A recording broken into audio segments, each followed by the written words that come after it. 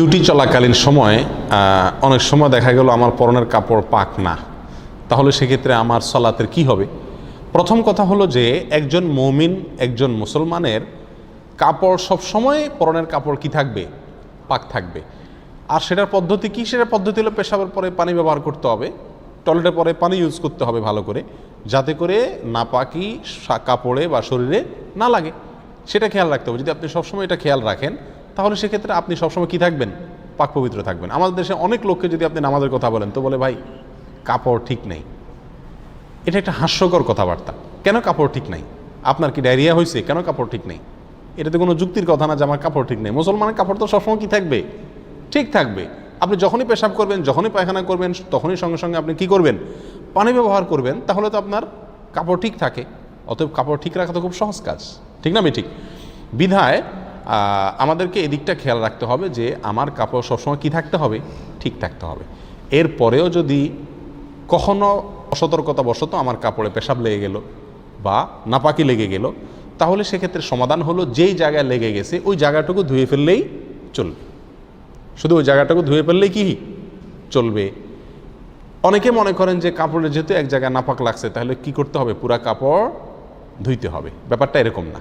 যেই জায়গায় নাপাক লাগছে শুধু ওই জায়গাটাকে ধরে আপনি কি করে ফেলেন? ধুয়ে ফেলেন। অনেকে মনে করে যত জায়গায় নাপাক লাগুক না কেন কাপড়ের যে কোনো এক কোণা ধুইলেই পাক হয়ে যাবে। এটাও সঠিক না। নাপাক লাগলো এক জায়গায়, আপনি ধুলেন আরেক জায়গা, এটা তো কোনো যুক্তির কথা না। কাটা গেছে এক জায়গায়, মলম দিচ্ছেন আরেক জায়গায়, হবে? অতএব আপনার খেয়াল রাখতে হবে যে কাপড়ে নাপাক লাগলে যেই জায়গায় নাপাক লাগছে সেই জায়গায় কি করতে হবে? ধরে ওই জায়গাটুকু ধুয়ে ফেলতে হবে, ধুয়ে আপনার চিবায় ফেলতে হবে, বাস, তাহলে পাক হয়ে যাবে। যদি ওই জায়গাটা আপনি নির্দিষ্ট করতে না পারেন, হারিয়ে যায়, এমন জায়গায় পেশাব লাগছে, লেগে শুকিয়ে গেছে, আপনি ঠিক জায়গাটা ধরতে পারছেন না, এরকম যদি হয় তাহলে সেক্ষেত্রে আপনার ওই কাপড় পুরাটাই কি করতে হবে? ধুইতে হবে। কথা বুঝে আসছে? আর যদি ছিটা লাগে, কীরকম ছিটা?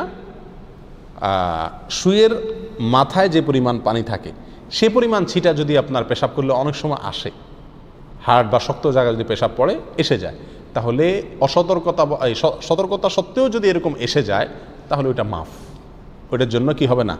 অসুবিধা ইনশাআল্লাহ হবে না। কিন্তু চেষ্টা রাখতে হবে পেশাব থেকে পরিচ্ছন্ন থাকার ব্যাপারে। কবর আযাবের অন্যতম একটা কারণ হলো পেশাব থেকে ভালো করে পরিষ্কার পরিচ্ছন্ন না হওয়া। কথা কি বুঝাতে পারছি? এইগুলো একটা অবস্থা। এখন যদি এমন হয় যে পুরা কাপড়ে নাপাক লাগছে অথবা কোন জায়গায় লাগছে সেটা আমি ধরতে পারি নাই, এখন তো আমার কাপড় চেঞ্জ করতে হবে বা ধুইতে হবে, তো আমি এমন জায়গায় আছি যে জায়গায় আমার বিকল্প কাপড় নেই, আমি করবো কি? ইচ্ছা থাকলে শত উপায় আছে। কিভাবে আছে? আপনি টয়লেটে গিয়ে গোটা কাপড় খুলে উলঙ্গ হয়ে পুরোটা ধুয়ে ফেলতে পারেন, পারেন না? না পারেন? সেখানে গুনাহ হবে? গুনাহ হবে না, কারণ আপনি একা আছেন। কথা বুঝে আসছে? এবং আপনি অপারগ, সেজন্য আপনি এটা করতে পারেন। এটা হলো একটা সমাধান, কিন্তু এই সমাধানে যাওয়ার প্রয়োজন হয় না। আমাদের সবার কাছেই এক্সট্রা কাপড় মোটামুটি প্রায় থাকে। গেঞ্জির উপরে শার্ট আছে না নাই?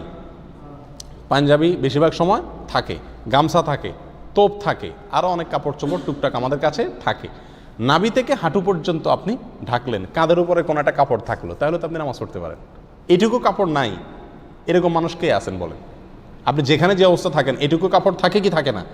তাহলে সালাত পড়ার জন্য কাপড় খারাপ, নাপাক লেগে গেছে, এরকম কোনো যুক্তি খাটে না। এখন আপনি হয়তো বলবেন যে আমি মসজিদে কিভাবে খালি গায়ে এসে নামাজ পড়বো?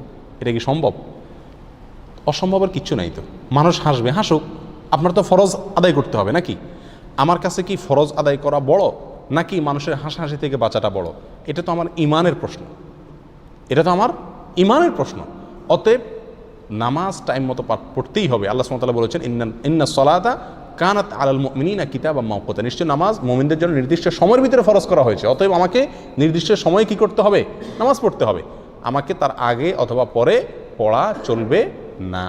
বিধায় নাপাক লাগলেও আমাকে কি করতে হবে? নির্দিষ্ট সময়ের ভেতরেই নামাজ পড়তে হবে। যদি নাপাক লেগে যায় কাপড় ধুইতে হবে, কাপড় ধুয়ে সেটা আবার পরে পড়বেন। আর যদি সেটা আপনার জন্য সম্ভব না হয়, এই ভিজা কাপড় নিয়ে ডিউটি করলে ঠান্ডা লেগে যাবে, শীত লেগে যাবে, দরকার নাই দোয়ার, শার্টটা খুলে পরে ফেলেন। বুঝে আসছে কথা? গামছা একটা থাকলে পরে ফেলেন, অথবা কাউকে বলেন ভাই আপনার রুমালটা বা গামছাটা দিবেন, আমার ভাই কাপড়টা নষ্ট হয়ে গেছে তো চেঞ্জ করে শুধু নামাজটা পড়ে আবার দিয়ে দিব। আমার তো মনে হয় বহু লোকই দিবে। মানা করবে এরকম কয়জন লোক পাওয়া যাবে? ঠিক না বে ঠিক? সব কিছু বাদ দেন, মসজিদের মুয়াজ্জিন সাহেব, খাদেম সাহেবকে যদি আপনি অনুরোধ করেন আপনাকে শুধু নামাজের জন্য হেল্প করবে না? অবশ্যই করবে। তাহলে বোঝা গেল যদি ইচ্ছা থাকে শত উপায় বের হয়ে যাবে ইনশাআল্লাহ। এক্ষেত্রে আরেকটা প্রশ্ন হলো যে অনেকেরই ডিউটির সময় যে পোশাক তিনি পরেন সে পোশাকে ময়লা টলা লেগে যায়, ধুলাবালু লেগে যায়, ঘাম লেগে যায়, তো সে অবস্থাতে আমরা অনেকে নামাজ পড়তে চাই না। প্রিয় ভাইয়েরা, আমরা আসলে নামাজের গুরুত্বই বুঝিনি। যদি নামাজের গুরুত্ব বুঝতাম তাহলে সেক্ষেত্রে সমুদ্রে ডুবে যাচ্ছি ওই সময়ও যদি নামাজের সময় যায় তখন ওই অবস্থায় আমি নামাজ পড়তাম। আমাদের গায়ে যদি ডিউটির পোশাক থাকে আর সেই পোশাক ময়লা হয়ে যায়, সম্ভব হলে পোশাক চেঞ্জের মতো সময় যদি ডিউটির ভিতরে পাওয়া যায় তাহলে আমি বিকল্প পোশাক এটা রাখবো যেখানে আমি ডিউটি করি সেখানে। আর যদি সেটা কঠিন হয়ে যায় দরকার নাই, আপনি ডিউটি পোশাকে কি করবেন? নামাজ আদায় করবেন। যদি সেটাতে ময়লা লেগে যায় বা ঘাম লেগে যায় যেটার ফলে মুসল্লিদের কষ্ট হয় তাহলে নামাজের আগে একটু ঝেড়ে ফেলেন ভালো করে, যাতে মসজিদ নোংরা না হয়। আর আতর রাখেন, একটু লাগায় নেন যাতে মসজিদে মুসল্লিদের আপনার ঘামের কারণে কষ্ট না হয়। এক কথায় কাপড় ঠিক না, এই অজুহাতে নামাজ না পড়ার কোনো সুযোগ ইসলামে নাই। আল্লাহু আ'লাম।